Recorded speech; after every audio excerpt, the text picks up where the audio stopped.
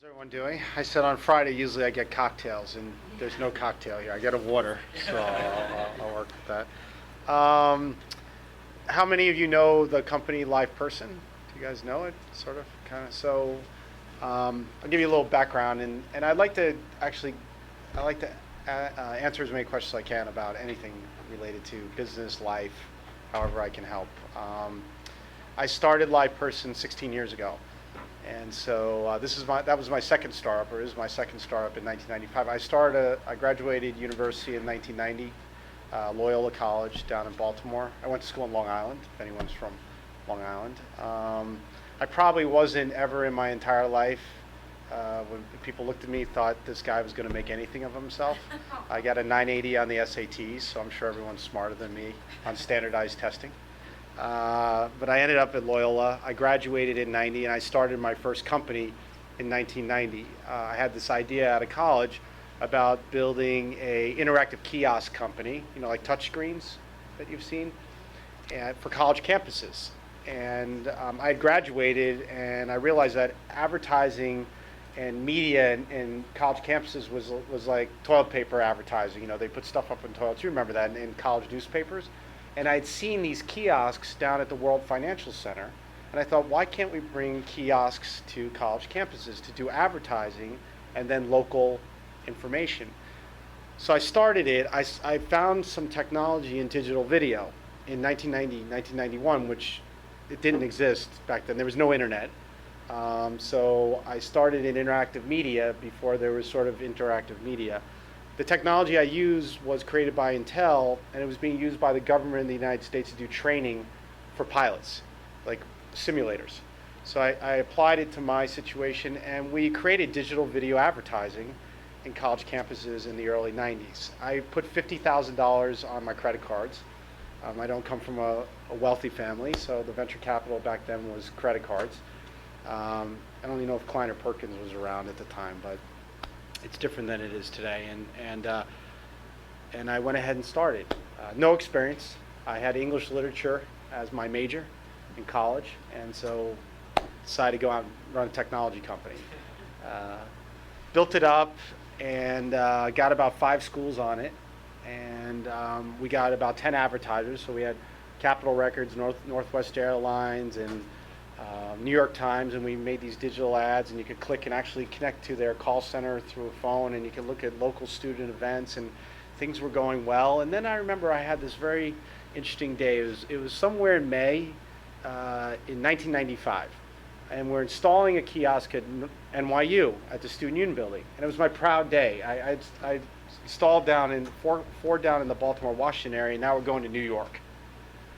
So we're in New York, and Capitol Records sent over a recording artist to actually do a concert for the kiosk. So this is happening, and I get a phone call on my giant cell phone, and it's Northwest Airlines. And Northwest Airlines calls me up, and they say, "Can you build a website?" Okay, so this is 1995, and I'm like, sure, we can build websites. And they said, because we want to build websites for college students, and because we think the web is going to be something important. And I remember in this very day, I actually left the party, and I went and walked down to Soho, and there was a bar called Sybarite, and I walked into the bar, and I sat there, and I realized my company was about to end. And because I never believed in the internet. In 1993, I had seen it. It wasn't doing digital video. The promise was interactive TV and digital video at the time, and all of a sudden I understood what the internet meant. And at that point, I basically went into a place of shutting the company down. Interesting fact, Northwest Airlines sent me a $5,000 check to make a website, and subsequently everyone was fired in that department. They got rid of the college marketing department, and I started this company on $5,000. So I ended up moving to New York City, and then I had $5,000 in the bank account. I took the revenue that we were making off the kiosks till the end of the year, and I paid off some employees I had, and then I started my new company. Has anyone ever here had to shut down a company? Yeah? No? That's right. I was going to say, there's more than one person here, right? Does everyone remember what that experience is like? Did anyone find it depressing? Okay. Raise your hands if you've ever been depressed. Okay. So I had a very interesting experience. I was in New York. I got about a 500 square foot office space, and then I went home to my parents who lived on Long Island because I only had $5,000, and I started commuting into the city. And a friend of mine who I met with at the time said, you're really down in the dumps. Now I didn't blame the product for my problem. Even though I could have, I thought there's something wrong with the way I ran this business. And I come from a line of entrepreneurs who had very small companies, a lot of failures, some successes, but I started to see my future already in my family, and I sort of had my first failure, and I thought, there's something I'm not doing right. And I was kind of down the dumps on it, and plus I was broke. And the credit cards were taken away from me, by the way, at this time. All the credit card companies wrote it off. They couldn't force me to bankruptcy because I didn't have any assets. But I lost everything. And I remember a friend goes, I think you should go see this psychologist called Dr. Frank in the city. Maybe you just need to talk to somebody. Okay? I won't ask how many people here have gone to a psychologist because you're in New York City, so you automatically get one when you come here. And I just arrived, so I get a psychologist. So I go to this guy, Dr. Frank, and I'm meeting with him for free because I didn't have any money. And after 4 weeks, I remember coming in, and he says, you don't have to tell me anymore. I told him my whole childhood, building the company, my dreams. He goes, I got it. I said, okay. And he goes, you're fucked. Okay? That's what he says. He says, you're fucked. And I remember, honest to God, I'll never forget that day. Yeah, it's true. I sat there and I thought, this is it. I'm at the end of my road. Like, I don't know what to do. I lost the company, and this guy's telling me I'm fucked. And he's a psychiatrist. So he says, you have this big dream of your life and what you want to build, but the way you've gone about living your life has not served you. And he said, it's like, imagine if you were born with a pair of glasses and they're blurry, but that's the way you think life is, blurry. But it turns out you got a bad pair of glasses. So the way you're perceiving the world is not serving you on getting to your dreams. And he said, I'll work with you. I'm going to work with you. And I'm going to ask you to do things that you're not going to want to do, but I will only work with you if you do what I tell you to do. And you don't have enough money to pay me. And if you don't do what I ask you to do, I'm going to drop you because I don't want to work with losers. Okay? And that was his statement to me. It was a hard dose of medicine. And I remember thinking I had to kind of at this point give up everything. Like, entrepreneurs are fairly controlling. Like, we want to control our destiny. That's why we run companies to a certain degree. And at that point, I had to trust in a man who I didn't know. And I said, okay. The first thing he said to me is, I want you to go home to your parents. And I had a credit card that they gave me because I didn't have any money. And they said, I want you to give that credit card back to them, and I want you to leave that house. And I said, well, I have no place to sleep. And he goes, I understand that, but I want you to do this because you're going to make this journey now on your own, and you need to do this. So I said, okay. So I went home. I gave my credit card back to my mom. Being an Italian mother, she cried. And I came back into the city, and I went to Kmart downtown. I got a blanket and a pillow, and I went back to my office, and I slept in my office. And for 2 years, I slept in that office. Okay, it wasn't until my second year was I able to afford an apartment. So every day I come to work, and I worked with him. And I was building websites at the time, and I had an idea for some products. And what would happen is I would be in a meeting, let's say with somebody. He said, anytime you feel anxiety, you have any real strong emotion, don't act on it. Just call me. And anytime, 24 hours a day, this guy would pick up the phone, and I would tell him, here's how I'm feeling. He said, go back. He would say, go back into the meeting and try something different. Act differently. And I go back and do it his way. And I started to succeed. And I started to win accounts, and I started to do things, and my life started to change. And then finally, I came up with this idea for chat, for businesses to chat with their customers online, and that was in 1998. And then I raised money in 1999. I raised my first round of financing, $3 million in 1999. I raised $40 million in 12 months from Goldman Sachs, KKR, H&Q, Dell, Michael Dell, GE, Esther Dice and John Scully, a bunch of people. And then I went public April 7th of 2000. We were the last internet IPO. And the day I went public, before I went public, I called him. Up. He hadn't heard from me. 2 years later, about 1997, he stopped hearing from me. He said, "You don't need to talk to me anymore." And then right before I went public, I gave him a call and said, "I'd like to give you some shares in the company." And I did it because I told him I want to go public. And he said, "I knew you would make it." And that was my journey to there. So we go public, and we're the last internet IPO. 25 companies priced in that week. Only 10 of us went public, and us and Krispy Kreme Donuts went public on April 7th. We went public. We went out at, we had $2 million in revenues and $20 million in losses. We had a $300 million market cap. And then we subsequently went down to 7 cents a share in 12 months, down to a $2 million market cap. So I was faced, before that time, in 2001, I faced my next challenge, which was we were burning $2 million a month. We had $20 million in cash. This is January 2001. And we were going to go out of business. My CFO came in my office and said, "Here's the P&L. And we should start working on winding the company down and we're probably going to start bankruptcy filing because by the time we restructured the company, we'd be out of cash and we would get delisted at the same time because you can't be on NASDAQ in this order." And the auditors were starting to look at the books and saying, "We're going to have to give you a letter, a going concern letter, which tells your shareholders you're probably not going to make it if you don't do something." So I looked at that and I was like, okay. And so we went into a restructuring. We fired, out of 180 employees, we fired 140 almost immediately. And then we made a beeline towards, we bought a company in Israel that had better technology than ours, that was cheaper, and we bought that. We converted all of our customers onto that platform. We did all this stuff, and then the story will end soon. I'll get to questions if it's not. Is it too much or no? Is this okay? Okay.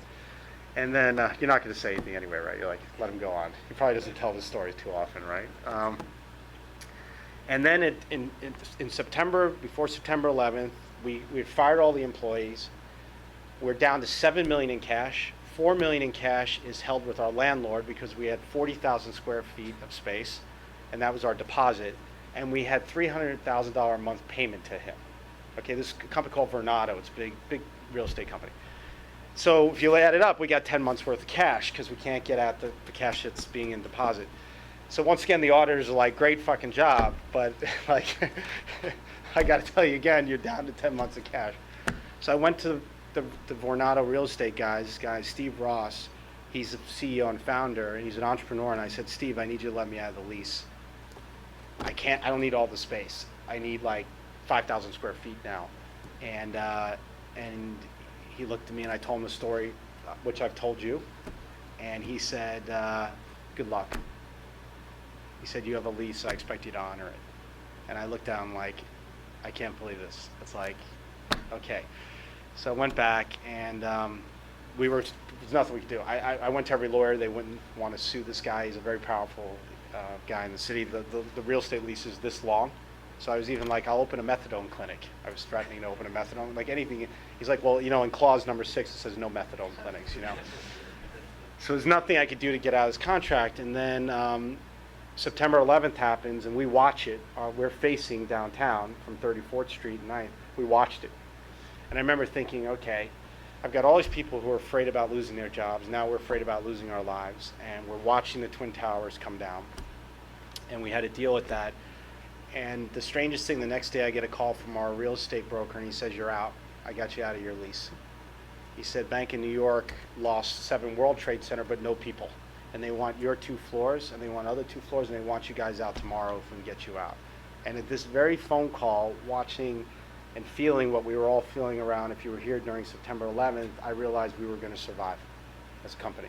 And it was the most bizarre set of I was in Tribeca at the time, and I never even got home to my apartment because I was below the line. But feeling those 2 feelings, I was like, okay. And we got out of our lease, and then we survived.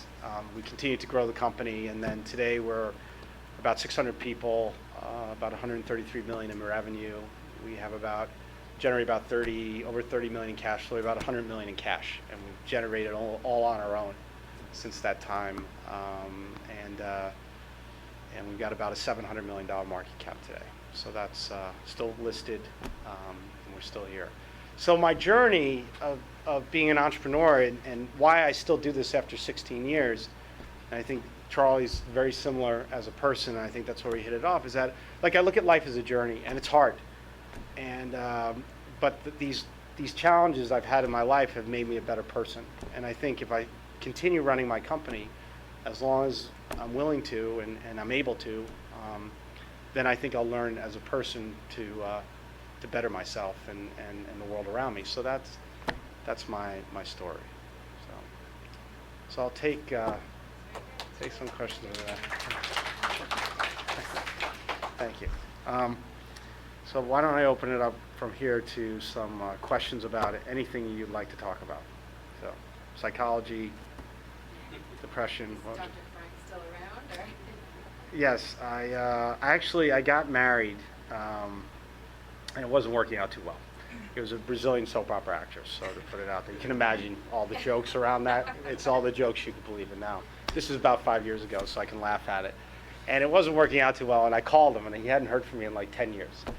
And I'm like, Frank, I got this situation on my hand. And he said, tell me about it. So I told him about it. He said, Rob, you got really a choice to make. You've worked so hard to get here. You slept on the couch, and you did all these things, and you got to really think about what you want to do with your personal life. And probably this isn't the right situation unless you want to give up these dreams. And he said, you got to consider that. And we made a decision to mutually decide not to go forward with the marriage, but that's the next time I picked up and talked to him. So my other big failure in my life, so which I'm not so proud of. But what questions? Speaking to like the trust aspect, like before you met your psychologist, you said you were a little more control. You got a lot of, I guess, whatever. You were more controlling. After meeting him and then going and building this company, did you trust more people, or do you still have more of a hands-on? How do you? Yeah, I've had to. I came from a family. I came from a family that was I came from a very crazy family. We probably all have our. No family's perfect, but I had a lot of uncontrollable situations in my life as a child. My dad was an entrepreneur. It was like we were all over the place every day. I had a sister who suffered from depression for a period of time, undiagnosed, and living with that. Actually, it wasn't such a great situation if you look at it, but it gave me all the gifts that I have today, which I can handle a lot of uncertainty, but the flip side is I need a lot of control in my life, and I understand that. So part of the process of the journey with Frank was really learning that maybe I don't need as much control to feel control, okay? And if you really want to be successful in your life, you have to kind of give over to a higher power, whatever that higher power is. So although I've always had a lot of faith, and I'm not highly structured religious, I guess I've had to learn a lot more about, I call it go with the flow, like I wrote a series of 5 or 6 things down that are on my desk when I was working with Frank. Like nothing ever is as bad as it seems. Never take work home to make it important. A lot of times CEOs have to take it home to their families and stuff because they're important. The other one is like nothing ends in a day. We always think like a situation happens and we panic and we think we got to solve it in that day. Sometimes it's good just to let it play out. So those were like 3 things. Obviously I also believe you just can't quit, and you have to believe that there's a force out there, if you're living your purpose in life, that will take care of you. And I've been taken care of so many times when we should have went out of, the story I'm telling you, there's a lot more to it, but we should have went out of business, and I shouldn't be here. And but because something beyond me is there, and if I just let that take over, I'm okay with it. So yeah. Is that a good? No, yeah, it does. It was just more or less. You kept talking about how you trust the trust, and I was wondering how it impacted your life. And I've had a lot of weird situations, like we all have. Charlie can tell you. I mean, like if you run a company, you have some weird situations. During the middle of the restructuring in 2000, I decided I need a COO. I need a president.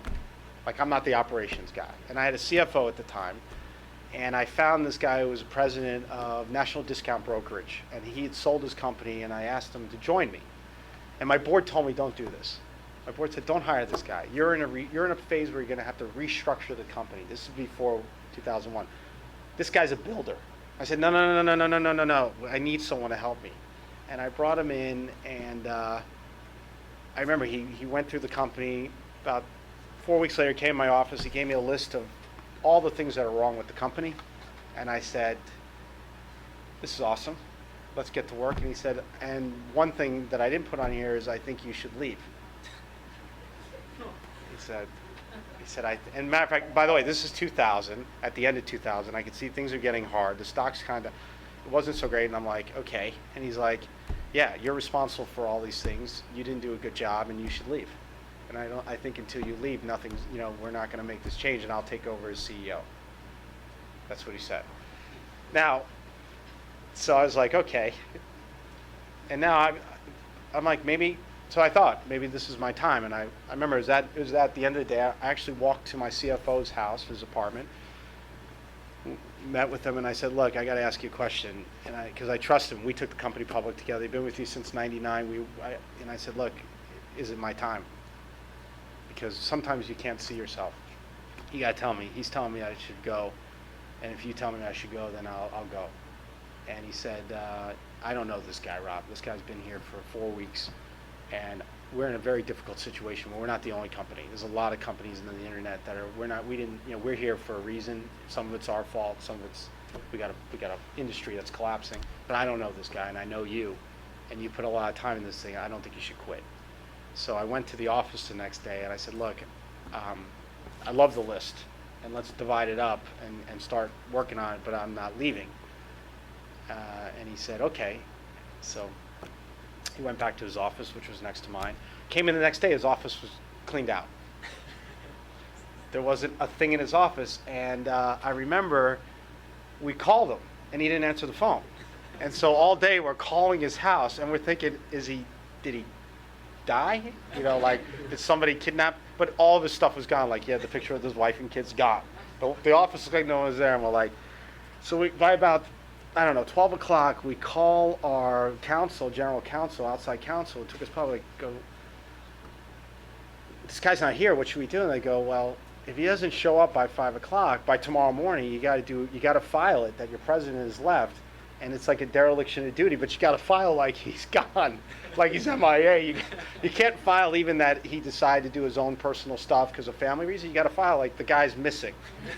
So the stock was trading around, it was like, the stock was trading around like $2 this time. It was the end of 2000.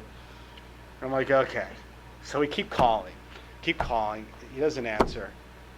So we send over a certified letter in the morning by messenger. We assume you've not here. We're giving you till this hour of the day, and we need your answer. If not, we're assuming we're accepting your resignation. And we filed him gone. And I remember the stock went down. Now investors are looking at this like, okay, this is the most screwed up company in the world. A president's just missing. And the stock went down. Started to go down. It went down to about 70 cents from there. It broke $1 that day. So I trusted him.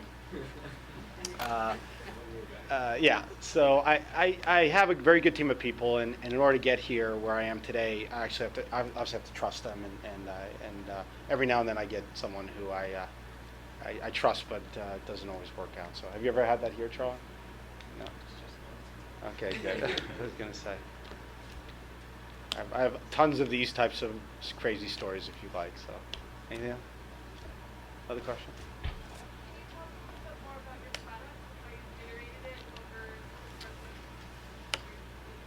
Sure.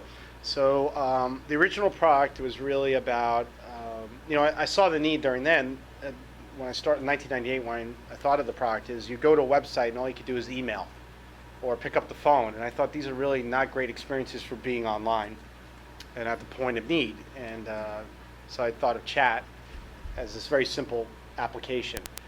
It started out being an application that was sold against cost savings and customer support. So a chat operator at one of our customers can chat with 2 or 3 people simultaneously.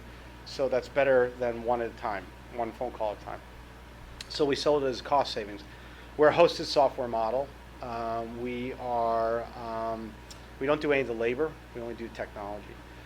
So we built it off of that value proposition. In 2005, 2006, a couple of our retail customers said, we'd like to use chat for increasing conversions on our website. We see like 98% of the people blow out of the shopping cart. Well, can we put a chat button next to that?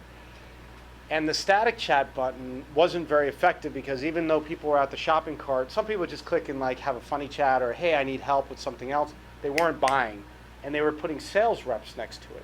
So we started to think of the concept of delivering chat with intelligence, that a consumer has a pattern of buying, and if we can detect the pattern, we can say, this looks like a buyer. We'll proactively ask them to chat and get them to convert. And we created this thing called Proactive Chat, which has a behavioral targeting engine below it that we built. And now the focus of our company, about 80% of revenues, is us increasing the sales on our customers' websites. So we went from 20 million to 133 million in the last 5 years. And we have 8,500 customers. Our largest customer, AT&T, paying 10 million, Bank of America paying 7. We've got Apple, Cisco, Microsoft, J.Crew. We've got 400 of the largest retailers today that use it. So that was that. A year and a half ago, we were looking at the technology and saying why people pay us a lot of money is because it's the way we can deliver it with the data and intelligence. So when you go to Apple's website, let's say, we cookie you and then we follow every movement you make, what you put in your shopping cart, where you came from, all that, and we analyze that in real time and then deliver the chat. We said the analyzation and the delivery is really important, but can we deliver things beyond chat? So we came up with the concept of taking the technology and making a platform for data intelligence and then building other applications on top of it. So we just released 3 new applications. One to deliver content on your website, like coupons and banners and things like that on your site. One that allows you to take our data and Google Analytics data and optimize your keyword buys. And then one that allows us to take the chat transcripts and the structured data of the path analysis and analyze it for behavior, for marketing intelligence.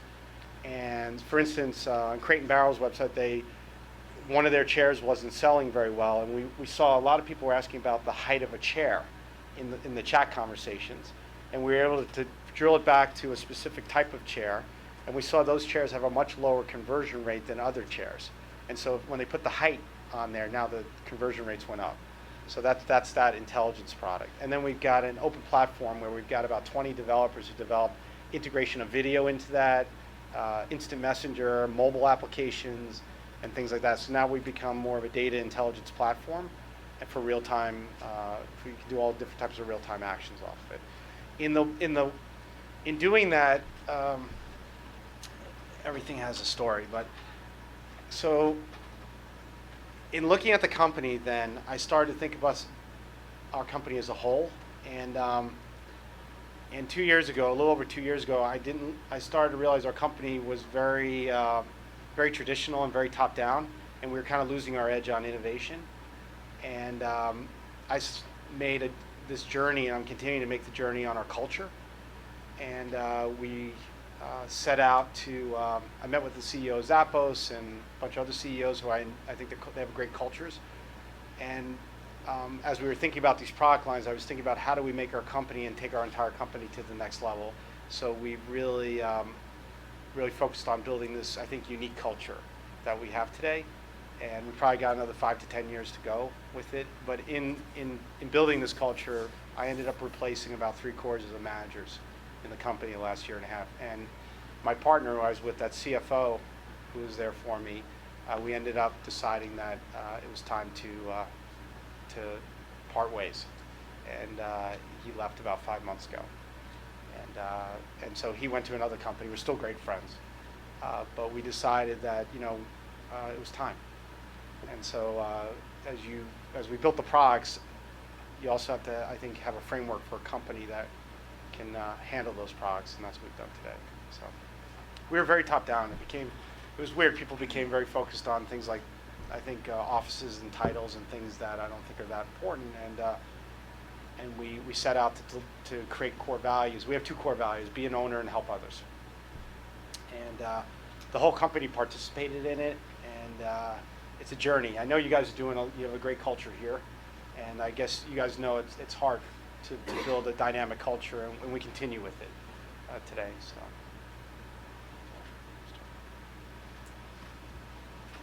What other questions? I was gonna ask you, I can't believe you left your parents' house and then just slept in your office for 2 years. Were you by yourself? Like you didn't have your management team was besides your CFO? No. When he wasn't there? No, back then there was me. It was just you. Well, it's actually, there was me and then another guy showed up. There was a guy who I put out in the college campuses, I need interns. So I got someone from Cooper Union, and this guy, Wynn, ended up joining me. He was a student who had his own story. His father was a Vietnam veteran, and he got dumped into like a trash can after his mother was born in Vietnam. So an orphanage picked him up, and then they shipped all those children out of Vietnam. They didn't want the children of soldiers there. And he ended up in a family in Harlem, an African-American family in Harlem, and adopted him. And then he, very smart guy, ended up in Cooper Union, and then I met him, and he ended up quitting Cooper Union, and he was there for architecture and design, and joined me, and we ended up both sleeping on the couch at different times. We kind of, the first year I was pretty much alone, and then he joined, and then he didn't have any place to stay either. At that time I had a girlfriend, and I would stay at the couch, her place, or there were these $20 hotels off the West Side Highway and near the meatpacking, which were, I think, hotels used for other purposes. And they're really disgusting. It was really disgusting. So every now and then I'd stay in one of these hotels, like $40 a night, $20 to $40 a night. And so I kind of traded off between the couch and the hotel. So that he was there at the beginning, so him and I after a year. But the first year was pretty much just in this room alone. So. No, it's on the third year. It was interesting. Like, it just everything that would get to him, he would kind of make a mess of. He wasn't always doing that, and we were great friends now. And one day I was like, man, we got to get to the next level, and we tried, and then he left. We decided it was time to go. And then I only had interns when he left, so there was like 5 interns in the company and him. And then we decided to part ways, and so I was back to me and interns for a little bit. Then I hired a guy from Coca-Cola who was a Coke salesman at Coca-Cola, and he wanted to do something new, so I hired him. And he saw these 5 people in the office, and he thought they were full-time. The time he came in the first day for his job, he just realized it's me and him. And he was all the way there until we did the restructuring. So I try to remain friends. Like, even this is the way I look at it. It's one of the things from Frank. Like, when I come to a point of a crossroad, it's usually there's a person involved, and a lot of times there's a drama. People try to create a drama, and you want to blame people. And I always kind of look at it like, look, we've made this journey together, and for whatever reason, it's not meant to be anymore, and we should part ways. Versus you suck and I suck, or it's easy to tell people they suck, but the reality is it's just a journey. So and we've remained great friends. I take a pride on, I like to remain great friends with people you've made a journey with. So unfortunately you can't do that with everyone. So did you have a partner here or no? Yeah, so still do or no? Well, there's Greg who's sitting over there, right, from the early individuals. Because at this point, I had partners who commented on Yeah. comments. Greg, Megan, and Tom, 14, 13, 12 years. So 12, 13 years. That's great. Yeah, it's hard. I mean, people, when even Tim and I, my CFO, became president, people called us yin and yang, and they were really, that was our thing. And I realized there was something good about that, but then in the last 2 years, I've taken this journey to grow as a person, and I was like, it's crippling. It was crippling a little bit, and I said, I really think we should change our roles. I want to take on this, and I'd love you to take on this. And it was just we're like a married couple. We've been so close in these roles that it was hard to try to make new roles together. And but you got to do it. If you don't do it, most CEOs don't make it that long. In public company, I think the average tenure now is about 4 years. So I'm 11 years running a public company, and I think most of the time, because it's tiring and you don't want to make the change because you're public. It's very hard to make change when you're public. So most of the time, the board changes you. And I went to the board 2 years ago and I said, I'm firing myself today. And I'm going to hire myself tomorrow. So, that's the way I said it. I said, this company needs to change in many ways. And I was responsible to getting us here, but I need to be the new guy getting us to the next place. Because I hired everyone from the past, and I felt a connection to them. So you almost have to fire yourself and come in like the new CEO who would get rid of people, who would change things. And that's what I did. And that's what I do every time I want to make change. I kind of fire myself before they fire me. So, any questions in Boston? Or yeah, well, so Ron, this is Greg. Hi, Greg. Your story's awesome. I probably have 5 questions, but I'll try to stick to one. You mentioned up to kind of when you set the story up to 9/11, and then 9/12 happened, and you got out of your lease, and then you kind of fast forward up to where you are today. I'm curious. I mean, even coming 9/12, you get out of your lease, but I mean, still, you're in a difficult situation in terms of the market's where the market is. Yep. Your stock's where it is. Obviously, you build it up. I'm curious. You must have changed in some ways in terms of applying lessons you learned of what not to do. I'm curious if maybe the next year or two, whatever. Obviously, I'm sure there are good stories in there. But what lessons did you learn in kind of that instance of what you did differently to at that point, obviously, you grew it and started growing it more successful. I'm sure still some ups and downs, but yeah. I'm curious. Well, and then I'll take just a quick step back on, which is that I remember when we were starting the restructurings, we actually went through two of them, 2 different times. And I remember I finally got to a place where, it was important to me now, I made a list of everyone's name, put skill and will. And this is important to do every day. And said, can each of these people check both of the boxes? And if they can't, then we got to think about why are they here. And especially will. We had people at skill, but they didn't have the will. And I when we got funded, by the way, in '99, I had 5 good people with me when we got funded. So they were there between the startup and getting that first round of financing. When we went through the first restructuring, I let 4 out of 5 of them go. That was my responsibility. And I couldn't put will down on the list because when we went public, they were very wealthy. And then now the stock was down to $1 and they weren't worth anything, and they got very demoralized. And people looked up to them. So I said, I can't in good conscience, if we're going to terminate people in this company, even though they were there at the beginning, I can't in good conscience not terminate them because they'll meet the will column. The guy from Coca-Cola did. He stayed with me beyond that. But so that was a big lesson right before that was the pre-9/11, I would say, that got us to the 9/11.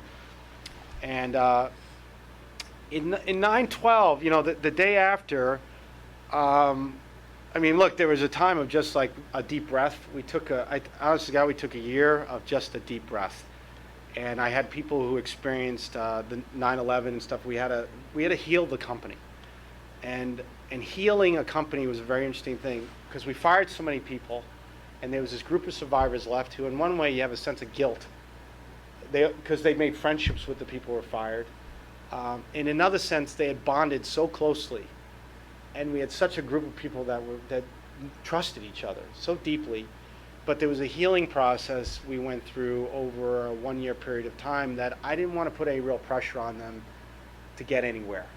Except let's just take our current customers, let's work together, and let's keep it cool. So I think the day after was a little bit of that keep it cool. And then I'm trying to think of the post lessons was just at that time, because we were so small, it was just we had to get the core products going, and we just stayed focused, and we never got defocused. I think there were a lot of opportunities to look outside of chat, and everyone used to tell me chat's a feature. It's not a company. It's just a feature, and I've heard that all the way through until we became over $100 million company. And even today, it's hard for them to say it. Some analysts will say this should be a feature of something, but they've tried to figure out it has to be a $500 million company. So now, I think one important lesson is after the hard times, you just got to stay focused, and the natural reaction is to maybe try new things. And we said, let's just get down and be the perfect company at delivering a very basic product of chat. So I think that was the stay focused, keep it simple. And just work with the core group of people that we had and grow with that core. So I think the stay focused, keep it simple is probably the biggest lesson right afterwards. So, and be profitable. That's the other thing. I never wanted. We were burning so much money, and the day we made cash is I was free. Nobody today can tell me anything because we generate cash. I don't have to raise any capital. I don't have to do anything. We are our own. We have our own destiny in our hands. It is a freeing feeling. And what I found, and we said we'd never do this again after we got profitable, is when you burn $1 of cash, it's okay to burn $1.25 of cash. Okay, so when we were losing $1 more than we were making, we started to burn $1.25. And then like, why not burn $2? Then it became $100. Then it's like, well, we're only $1,000. Well, it's already $1,000, so why not burn $2,000? We want to build something else. And then it became $2 million a month. And so we said we will never, ever run a company without making cash flow. I acquired a company 2 years ago, or actually 5 years ago. It was burning $2 million a year. And the first thing we did was flip it around and give it discipline. And what we found is by being profitable, you're forced to innovate. When you're not profitable, you can be sloppy.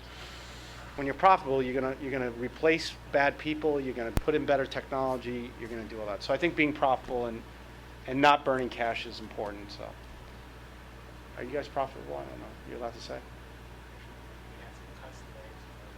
You did? So you made some cuts to make some profit. It's a great. I mean, people. You're talking about cuts of people. Look, it's a hard thing to do, but it changed my whole company.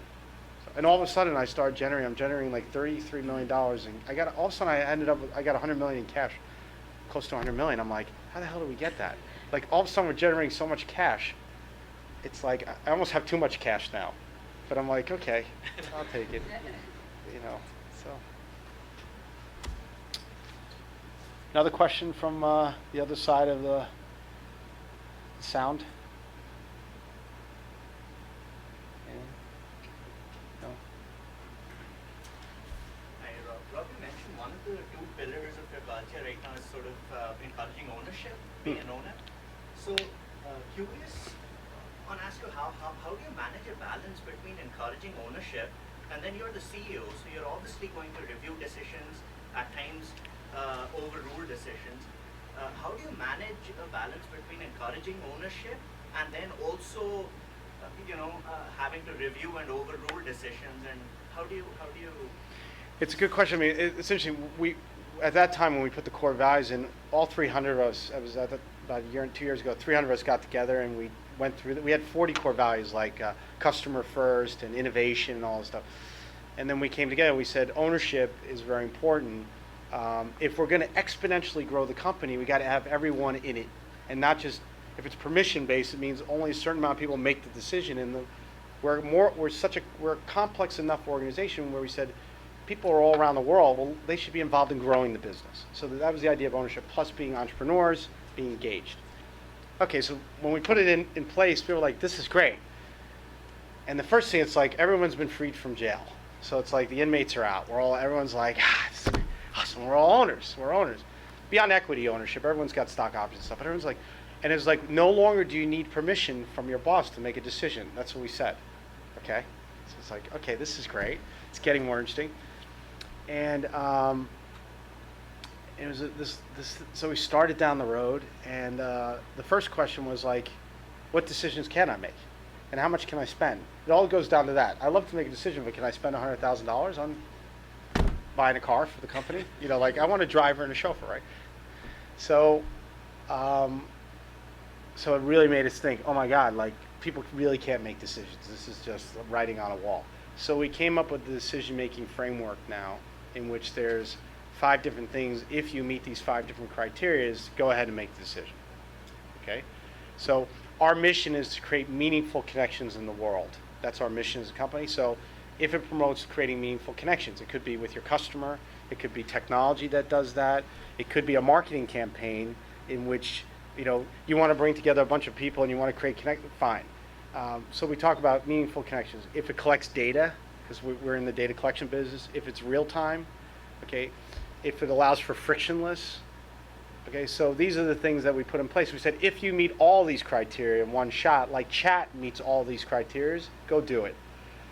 So we put that in place, and what happened is these 3 products I told you about and other things in the company happened without people being told to create products, or we chose people. And actually the one guy who created a product was on the org chart, on the lowest of the bottom of the org chart. He was a PS rep in the small business in Israel. And he thought up a business, and now he's a business owner, and he's an entrepreneur in the business, and he's a product owner. He's got a P&L, and we've now also put a comp plan in place where he can own a portion of that business. We're going to value it out in the future, and we're going to pay him like he's the startup within our company. But ownership is a very hard thing. What we found is I also created a flat org structure where I've got 25 reports. And it's inefficient for execution. It was very efficient for strategic thinking and getting ideas. So we haven't quite licked what ownership's about 100%. We're in the middle of doing it. So, and we're in the valley right now, which is we have a vision of where we want to take the company around our culture, and we got rid of all the crap from the past. But we're in the valley about thinking about how to make it perfect for the future. Like one of the things we did is we have new office space, and we just asked for volunteers. So 15 people volunteered. The person who was at the front desk, an IT person, a guy at a legal. I wasn't involved with it. They chose the architect. They designed the offices physically. They sketched the offices, had the architect help guide them, and we have these amazing offices, and they took ownership of that.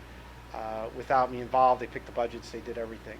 Actually, we helped, but so it works in certain cases, but we haven't quite licked it yet. So there are times where I just have to make a decision, and there's times where people have to make decisions. It's not a democratized world yet, but I will get it there. I will get it there one day. So Gore Technologies, people make Gore-Tex. If you read about them, they voted their CEO. They voted their CEO. And so I think if we can get our company one day where we vote our CEO, we vote our people, then we've gotten to this place. So my question is kind of twofold. You've come a long way in terms of time with the technology that you started off with. yes.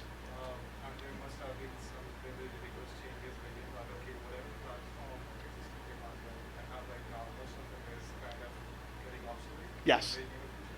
Yes. So that's one part, and how do you deal with that?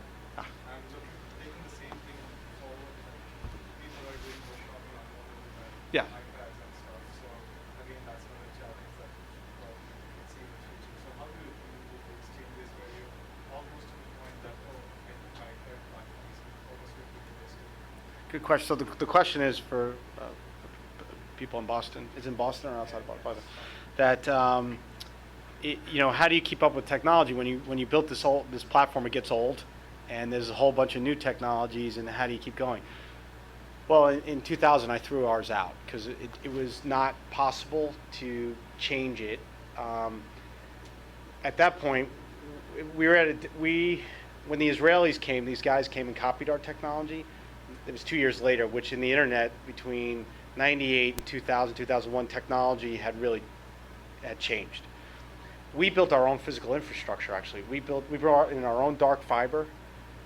We had $20 million worth of facility because you couldn't host software back in 1998, 1999 with any real certainty if you put it to somebody else. So we were running like a telco. They ran their thing on 2 boxes in a hosted facility. By 2000, it was good enough to do that. So I realized we couldn't get there with our own, so we threw ours out, and we ended up buying and we used their platform. That code still exists today. And so if you go to our R&D department, they're going to say, what's the biggest pain in the ass in this company? Is I got code from 1990, from 2000. And our biggest challenge has been that code was written specifically, even for data capture, for chat.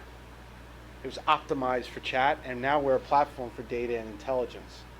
So we've had to painfully open up pieces of it like APIs, and then we're writing stuff off of that, and then we're rewriting. We're going to chuck out pieces, and we're going to end up rewriting the whole thing, and that will just be the chat app, and the application for data intelligence will be its own new piece of code. Even today, all the data gets saved in Hadoop. It was always in Oracle because now we need it to be, and we're pumping out to Vertica. We're doing a bunch of things with it, but so the data comes on the application files, goes into Hadoop, and then we get ETL process taking out. But we had to get it into Hadoop. The way we collect data was for chat, not just for consumer behavior.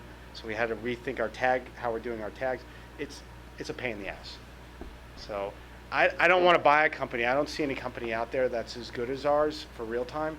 So it'd be very expensive for me to buy something, and I haven't seen anything I'd want to buy anyway. So you gotta just go through the pain. If I was going to start my company today, if I knew what I know, if I knew what I knew and I was outside the company, I know how to attack me if I was a competitor. Like I wake up to it every day, and that's what we work on. Like if I was a competitor and they knew what I knew, they would attack me at my technology layers, but they don't know what I know because they're not in the company. So we're just trying to improve that so we can't get attacked. So, but if I was to start a company like mine today, I would attack it at the technology layer. It may be a little late because we already started down the path 2 years ago, but 2 years ago you could attack this pretty easily on technology. So, not pretty easily, but easy enough. So. I don't know, what are you guys doing here? You've been around a while, so you must be. What are you guys doing over there to change the technology? Are you still on the same platform or no? Oh, sorry. That's great. Sorry. Yeah. I just like to talk here. Go ahead, Tom. So almost 4 years ago, 3.5, 4 years ago, we threw everything out. You threw everything out? We rewrote the whole thing 6 months. And now we're involved. When did you do that? When? Yeah. About 4 years ago. Oh, 4 years ago, okay. We rewrote it 6 months. End of Yeah. it's been a downturn. Right.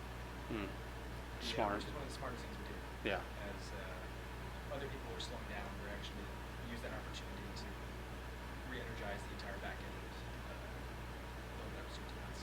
And now we're heavily involved in maybe a similar project where we are in API-ification Yeah. of different aspects of the infrastructure. So that does allow you to kind of peel off a piece, expose it, rewrite it, and put it back. Yeah, and that's how we're thinking now. All the applications are built on an API layer, so they're not built as wired-in applications anymore. And then they all have to meet a standard of collecting data, and then they also have to be mobile-enabled. Like we just set the standard on each app, but that's a big change because that's not the way the world was even 5 or 6 years ago. I mean, it's changed for all of us. So, do you want to throw anything out now or no? You guys are it's a clean thing. Maybe a couple stragglers. Building a business like even though we're the leading technology provider, we're very critical of ourselves, but when we continue to evolve, we also have very good sales and marketing execution and PS execution, because chat is a new thing for most companies, so you can't dump it on them. We have to actually teach them how to use it so that they're successful. Half of our winnings is just going into like the next AT&T and being like, we can do this for 1,000 agents. And we can have you make $100 million more on your website, and it's not just about the technology; it's also the knowledge we have. So that's maybe a little different than here in what we've got to provide. So,